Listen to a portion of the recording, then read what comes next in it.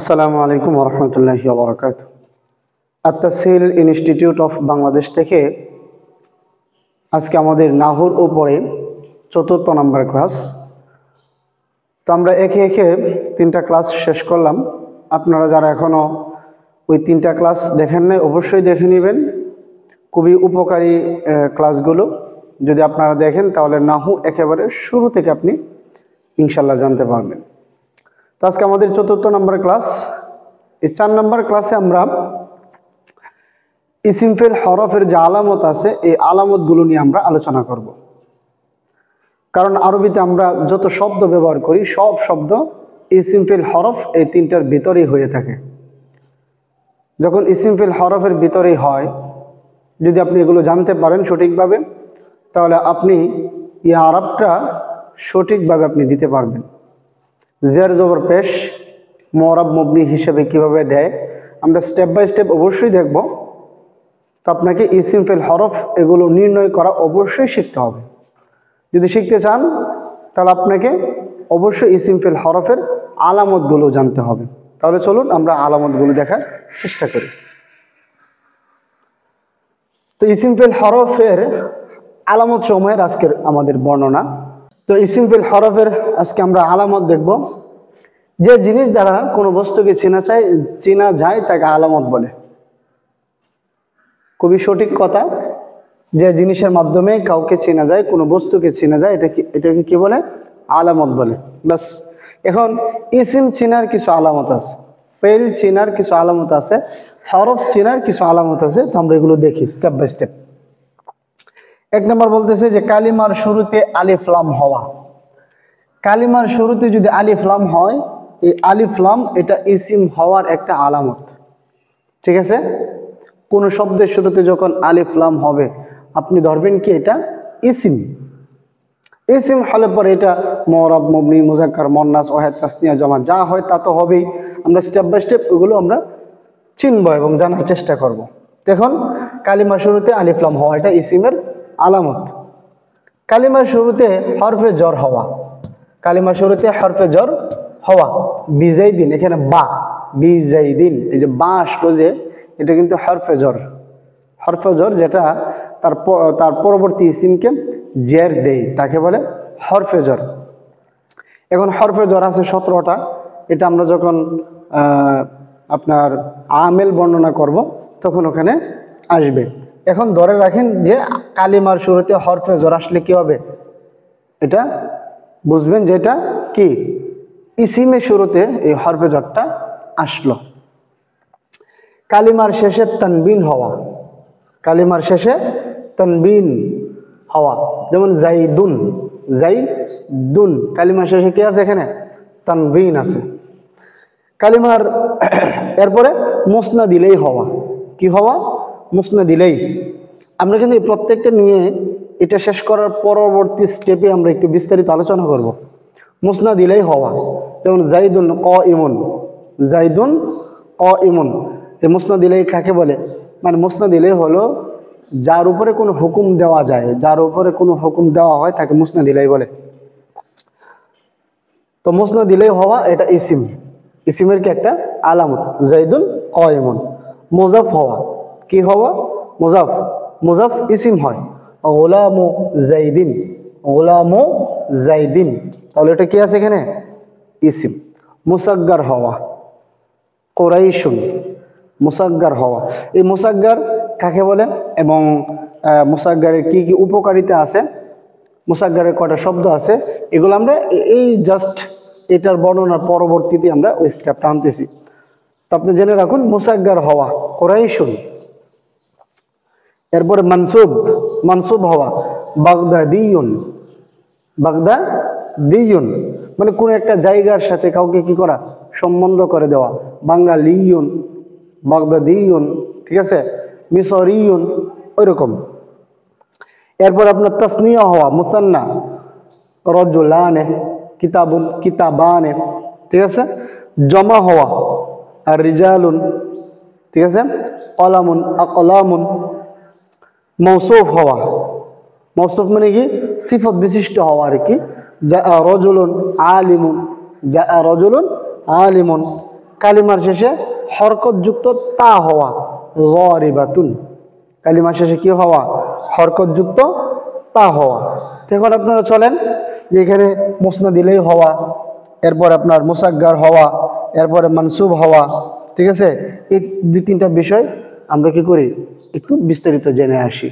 আর এখানে যে আলামতগুলো বর্ণনা করলাম, আপনার এগুলো কি করবেন, টোটালি মুখস্থ করে নেবেন, ঠিক আছে? আপনি এইভাবে করতে পারেন যে আলিফ লাম হরফে জর তানমিন মুসনাদ ইলাইহি মুজাম মুসাগগার, ঠিক আছে? এরপরে মানসুব মুসান্না মাজমু, এরপরে আছে মৌসুফ তায়ে মুতাহারিকা, তায়ে মুতাহারিকা।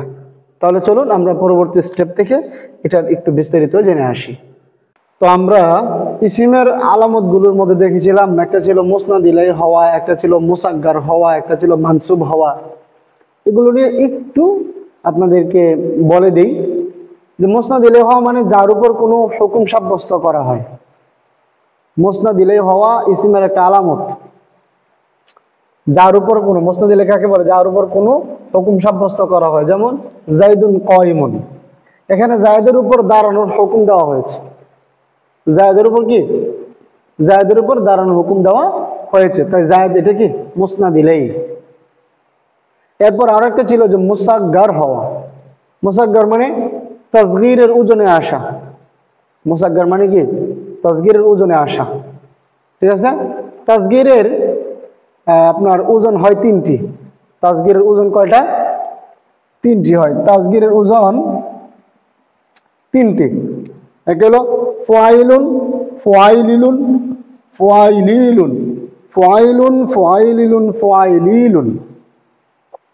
মনে থাকবে, ফুআইলুন, ফুআইলিলুন, ফুআইলিলুন। এই যে কুরাইশুন, কুরাইশুন শব্দটা ফুআইলুন এর ওজনে এসেছে। তাহলে মুসাগগার হওয়া মানে কি, তাসগীরের ওজনে আসা। এই তাসগীর, এটা নিয়ে একটু আপনাদেরকে বলে দিই, তাসগীরের কয়েকটা উপকারিতা আছে। তাসগীরের উপকারিতা আছে 4টা, ঠিক আছে? 1 নাম্বার ক্ষুদ্রতা প্রকাশ করে।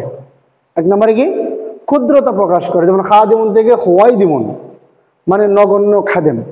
খাদিমুন থেকে খুয়াইদিমুন নগণ্য খাদেম, ওকে?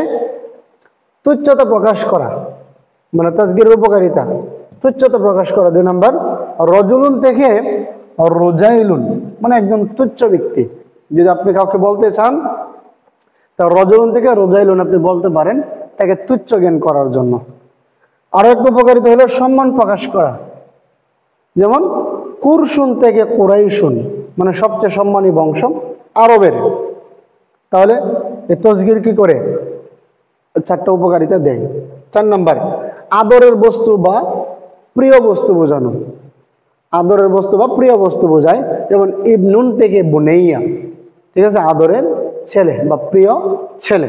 তাহলে তাসগীরের 4টা উপকারিতা অবশ্যই মনে রাখবেন, মনে রাখলে আপনাদের অনেক কাজে লাগবে। এরপরে আরো একটা আলামত ছিল যে মানসুব হওয়া। মানসুব হওয়া মানে কোন গোত্র বা এলাকার সাথে সম্পৃক্ত হওয়া, ঠিক আছে?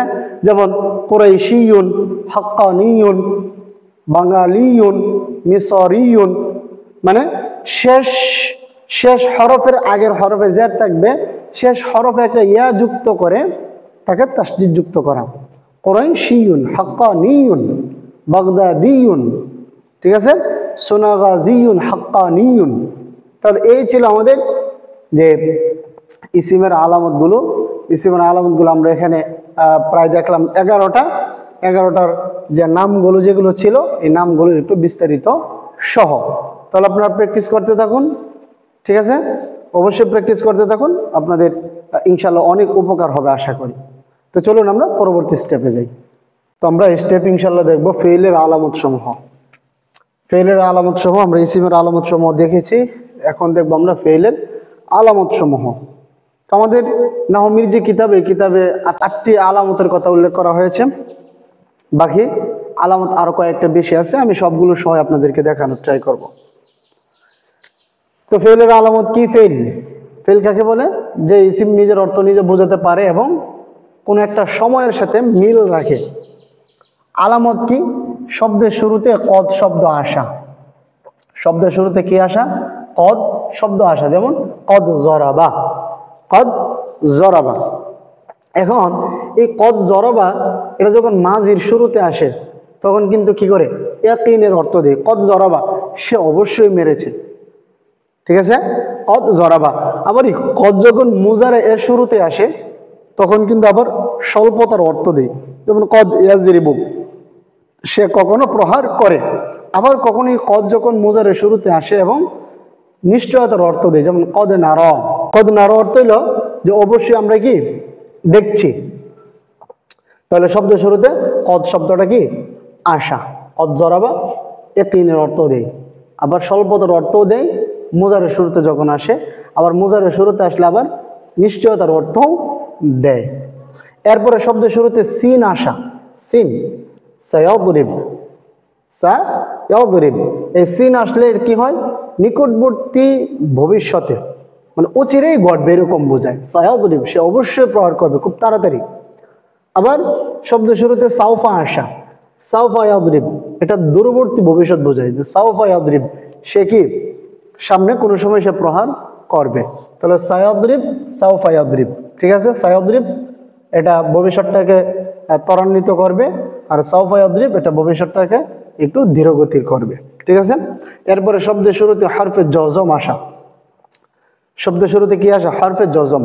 হরফে জজম এখানে আছে কয়েকটা, লাম লাম্মা লামে আমল লাই নেহি ইনে শর্তিয়া, লাম লাম্মা লামে আমল লাই নেহি ইনে শর্তিয়া। এগুলো আপনার আমেলের আলোচনা যখন আমরা করব তখন তো অবশ্যই বুঝবেন, কিন্তু এখানে ধরে রাখেন যে ফেইলের একটা আলামত কি হরফে জজম আসা। এই এখানে লাম ইয়াদরিব, লাম ইয়াদরিব।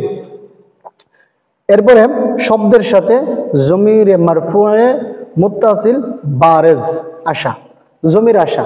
এখন এই জমিরের মধ্যে কোন প্রকার জমির, জমিরে মারফুয়ে মুত্তাসিল, ঠিক আছে, জমিরে মারফুয়ে মুত্তাসিল বারেজ মানে প্রকাশ্য একটা জমির, যেমন জরাবতু, ঠিক আছে, জরাবতু শব্দটা আসলো এখানে জমিরে মারফুয়ে মুত্তাসিল মুস্তাতিরের কথা বলা হয়নি, কি বলা হয়েছে বারেজের কথা, মানে স্পষ্ট যে কথা। এখানে পেলে মাঝির মধ্যে মাত্র দুইটা সিগার মধ্যে জমিরটা মুস্তাতির থাকে, গোপন থাকে, একটা হলো জরাবা আর একটা হলো জরাবাত, ওয়াহেদ মুজাক্কার গায়েব, ওয়াহেদ মুন্নাস গায়েব। মুস্তাতিরের কথা কেন বলা হয়নি, কারণ মুস্তাতিরের কথা আপনার এই জমিরটা আবার ইসমে ফাইলের সিগাগুলোর মধ্যেও গোপন থাকে, এই কারণে। তো এখানে বলা হয়েছে কি জমিরে মারফুয়ে মুত্তাসিল বারেজ এটা স্পষ্ট জমির এটা। এরপরে 6 নম্বর কি শব্দের শেষে তায়া সাকিনা আসা, তায়ে সাকিনা, জরাবাত, জরাবাত আমর হওয়া। 7 নম্বর কি আমর হওয়া, ইদরিব তুমি প্রহার করো, নাহি হওয়া লা তাদরিব তুমি প্রহার করো না।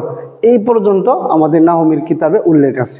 বাকি এর ছাড়াও আরো আমাদের 3টে আছে। একটা কি শব্দের শুরুতে হরফে যা নাসেব আসা, হরফে নাসেব আসা, আনলান কাই ইজান, আনলান কাই ইজান এগুলো আমেলের পড়া। তো এখানে জেনে রাখুন যে শব্দের শুরুতে কি হরফে নাসেব আসা, দেখুন আই ইয়াদরিবা, আই ইয়াদরিবা, আনলান কাই ইজান থেকে এখানে কি আই ইয়াদরিবা আসলো, আন আসলো। শব্দটি 10 নম্বর শব্দটি মাজি ও মুজারে এর গর্দান হওয়া, যেমন জরাবা ইয়াজরিবু, ঠিক আছে, সামিয়া ইসমা মাজি মুজারের গর্দান হইলে এটা কি এটা অটোমেটিকলি ফেল, যারা আপনারা ইলমু সরফ বা মিজান পড়েছেন তারা অবশ্যই জানেন। এরপরে মুসনাদ হওয়া, ঠিক আছে, যেমন জরাবা জাইদুন এখানে এটা কি হইলো মুসনাদ, ঠিক আছে। তো আমরা এখানে ফেলের আলামতগুলো দেখলাম 11টা আলামত। শব্দের শুরুতে কদ আসা, সিন আসা, সাউফা আসা, হরফে জজম আসা, শব্দের সাথে জমিরে মারফুয়ে মুত্তাসিল বারেজ হওয়া আসা, শব্দের শেষে তায়া সাকিনা আসা, আমর হওয়া নাহি হওয়া, শব্দের শুরুতে হরফে নাসিব, শব্দটি মাঝে মুজারের গর্দান হওয়া, মুসনাদ হওয়া। এগুলো এভাবে বলা যায় যে কদ সিন সাউফা হরফে জজম জমির তায়া সাকিন আমর নাহি, ঠিক আছে। এরপরে এগুলো যেহেতু আমাদের কিতাবে নাই আমরা বাড়তি এগুলো দিয়ে দিলাম আপনাদেরকে, যে শব্দের শুরুতে কি আসা হরফে নাসিব, মাঝে মুজারের গর্দান, এরপরে মুসনাদ হওয়া।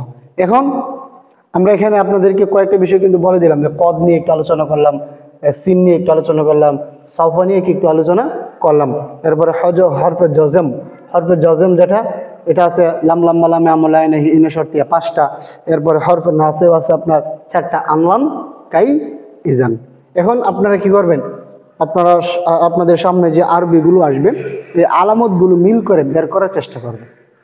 ঠিক আছে? তো চলুন আমরা পরবর্তী স্টেপে দেখব হরফের আলামতগুলো। তো আমরা এই পর্যায়ে দেখব হরফের আলামত। তো আমরা আজকের ক্লাসটাই করতেছিলাম ইসিম ফেল হরফের আলামত নিয়ে। ইসিম ফেল হরফ এগুলো আমরা কিভাবে বের করব। তো ইসিমের আমরা অনেকগুলো আলামত দেখছি, এরপরে ফেলের আলামত দেখছি, এখন দেখব হরফের আলামত। আসলে হরফের আলামত হলো ইসিম ফেল না হওয়াই হলো হরফের আলামত। একটা শব্দ আপনার ধরেন ইসিম হলো না, এই শব্দটা আবার ফেলও না, তাহলে কি হবে? তাহলে অটোমেটিকলি ওই শব্দটা হরফ হবে। ইসিম ফেল হরফ না হওয়াই আপনার হরফের আলামত। যেমন মিন আছে, হাল আছে, ইলা আছে, এগুলোর মধ্যে কি ইসিমের কোনো আলামত আছে? কোনো একটা মিলবে এখানে? হাল ফেলের কোনো আলামত আছে? নেই। তাহলে এগুলো কি? এগুলো হলো হরফ। তাহলে আপনাদেরকে আমি এখানে কয়েকটা কি বলে এটাকে প্র্যাকটিস করার জন্য কয়েকটা শব্দ দিই। এই শব্দগুলো একটু আপনারা অবশ্যই ইসিম ফেল হরফ বের করবেন নিজেরা। এখানে আমি 10টা শব্দ দিলাম, এই 10টা শব্দ থেকে আপনারা কি করবেন? ইসিম ফেল হরফ এগুলো বের করবেন। ঠিক আছে? ইসিম ফেল হরফ আপনারা বের করবেন যে এখানে কোন শব্দটা আপনার কোন শব্দটা ইসিম, কোনটা ফেল, কোনটা হরফ, এবং ইসিম হলে তার মধ্যে কি আলামত আছে এটা বের করবেন। ঠিক আছে? যেমন আমি বলে দিই, যেমন কিতাবুন, এটা ইসিম ফেল হরফ কোনটা? এটা কিতাবুন, এটা ইসিম। কিতাবুন কি? ইসিম, কারণ শেষে কি আছে? তানবিন আছে। শেষে কি আছে? তানবিন আছে। আচ্ছা, এইভাবে আপনি কি করবেন? সবগুলো বের করবেন। যদি প্র্যাকটিস করে পারেন তাহলে অবশ্যই আপনাদের জন্য উপকার হবে। প্র্যাকটিস করতে থাকুন। আজকের ক্লাসটা আমাদের এই পর্যন্তই ছিল, খুবই গুরুত্বপূর্ণ ক্লাস। দেখা হবে পরবর্তী ক্লাসে। যদি আপনাদের ভালো লাগে লাইক, কমেন্ট, শেয়ার অবশ্যই করবেন। আসসালামু আলাইকুম ওয়া রাহমাতুল্লাহ।